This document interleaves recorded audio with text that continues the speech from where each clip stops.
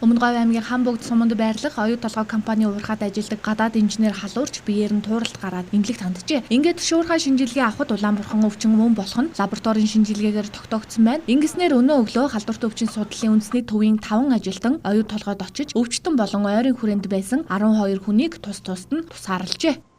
Одоо манай баг хамт олон нэмж шинжилгээ аавна. Тодорхой хүмүүст бол эхний халдвар судлалын заалтаар вакцин хийхээр вакцин эдрээ аваад өглөө явсан байгаа. Ер нь Улаанбурханы одоо дархлал вакцин хийлгээгүй.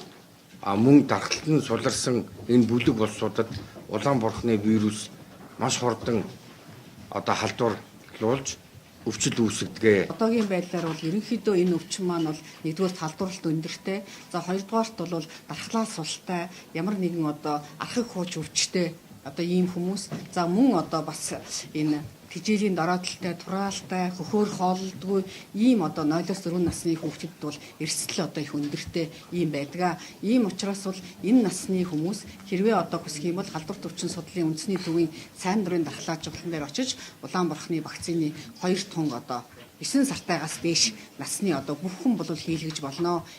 Улаанбурхан өвчин дэлхийд дахин нэлээд өндөр халдварын тархалттай байгаа талаарх мэдээллийг Дэлхийн эрүүл мэндийн байгууллагаас өгсөөр байгаа. Түүнчлэн манай хоёр хөршид Улаанбурханы дэгдэлт гараад байгаа бол энэтхэг улсад одоогийн байдлаар 64 мянга гаруй хүн Улаанбурханаар өвчлөөд байгаа юм байна. Мэргэжилтнүүдийн хэлж байгаагаар хэрвээ таны хүүхэд ханаж, өндөр халуурах, нүд нь нуугдах, хоолнд дургүй болох шинж тэмдэг илэрвэл яралтай харьяа дүүргийн өрхийн эмнэлэг нэгдсэн эмнэлгүүдэд хандах хэрэгтэйг анхааруулж байна. Учир нь энэ нь Улаанбурхан өвчний эхний шинж тэмдэг юм байна. Түүнчлэн живжны дотор талд улаан хүрээтэй цагаан гардаг. Мөн биеийн толгой хэсгээс эхлэн гөвдрүүд толбон тууралт гарч их бие хөл хэсгээр туурч эдгэрдэг байна.